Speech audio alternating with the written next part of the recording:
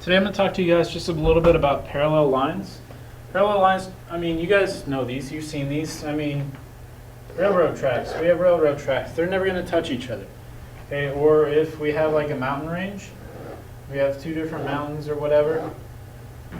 Say like these are parallel to each other, the range or the slopes of those mountains.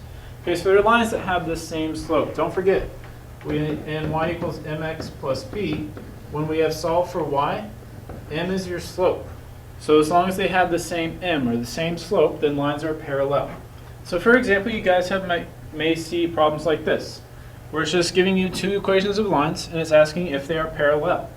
Well, like we said, if we know they're parallel, the slope is going to be the same. We're going to have the same m for both of them. If we have y equals mx plus b, there's my m, and here's my m, the number right in front of x, as long as y is by itself.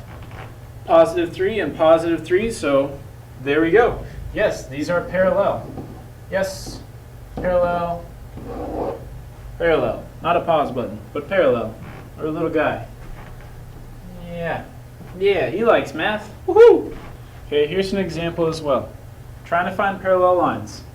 Yeah, don't forget, slope is the thing right in front of x whenever you have y by itself. You cannot say because I have 3x and I have 3x that these are parallel lines. You have to actually solve for y first. So this comes back in from the last unit where we have to move variables. We have to solve for variables. So say in this equation, we're solving for y. So let's move our 3x first. So then I have negative 4y equals negative 3x plus 3. And then I need to divide everything by negative 4. So that I have y equals negative 3 over negative 4 is positive 3 over 4x minus 3 over 4. So my slope in this equation is positive 3 over 4. So now I have to figure it out for the other one. So same thing, solve for y.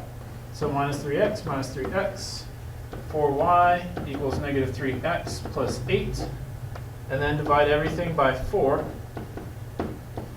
So that you have y equals negative 3/4 x plus 2.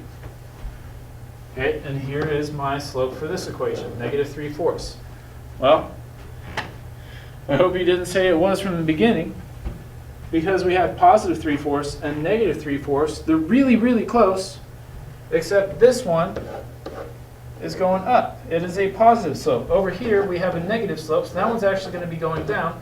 So no, they are not parallel lines. They are also not perpendicular. We'll talk about that in the next unit. Last type of different example that you'll see is it'll give you 2 points for a single line. So it's asking if the line passing through 3, 1, and 5, 6 are parallel to the line passing through these points. So what we're going to have to do is use our slope formula. So we know that we're trying to find the same slope. So m equals y2 minus y1 over x2 minus x1.